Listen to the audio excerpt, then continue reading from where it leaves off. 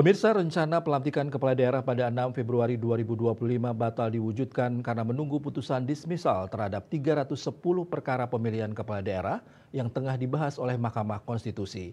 Pengunduran jadwal pelantikan ini dilakukan agar semakin banyak kepala daerah yang bisa dilantik bersamaan, sehingga prinsip keserentakan bisa berjalan. KPU, Bawaslu, DKPP sepakat.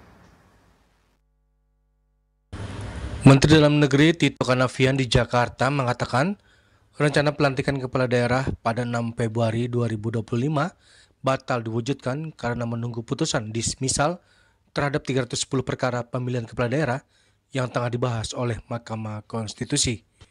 Pengunduran jadwal pelantikan ini dilakukan agar semakin banyak kepala daerah yang bisa dilantik bersamaan sehingga prinsip keserentakan bisa berjalan. Tito juga menambahkan penundaan pelantikan kepala daerah ini dilakukan setelah ada informasi dari Mahkamah Konstitusi terkait jadwal sidang dismisal terhadap permohonan sengketa pilkada. Sidang ini mengacu pada gugur atau tidaknya perkara terkait proses pilkada serentak pada 27 November yang masuk ke MK. Sidang tersebut akan berlangsung pada 4 hingga 5 Februari 2025 atau lebih cepat dari rencana sebelumnya pada 11 hingga 13 Februari 2025. Dari pemerintah, DPR, KPU, Bawaslu, DKPP sepakat yang non sengketa itu dilaksanakan pada tanggal 6 Februari di ibu kota negara. Bahasanya itu, ibu kota negara bisa di istana, bisa di gedung, itu bahasanya. Yang penting adalah tanggalnya 6 Februari. Tapi kemudian kemarin tanggal 30 ya, keluar putusan sela dari Mahkamah Konstitusi.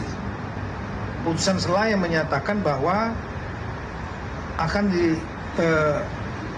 pembacaan sidang penetapan sidang dismisal ya, itu dismisal kan yang ditolak ya, karena yang ditolak ya itu kira-kira, saya ulangi, tanggal 4 dan tanggal 5 Februari. Jadi mempercepat dari jadwal sebelumnya, kalau nggak salah 13 Februari. Ya, nah ini mempercepat. 13 atau 15, saya lupa. 13 ya, mempercepat. Dan kemudian dari komunikasi dan MK mengharapkan tidak usah menunggu sampai 13 Maret, tapi setelah sidang dismisal ini, ya, yang mungkin akan sebagian ditolak, itu digabung saja pelantikannya dengan yang non sengketa Mahkamah Konstitusi yang jumlahnya 296. Nah, sehingga kecuali Aceh itu. Dari Jakarta, Juli Suwarte dan Ketut Sumadiasa melaporkan.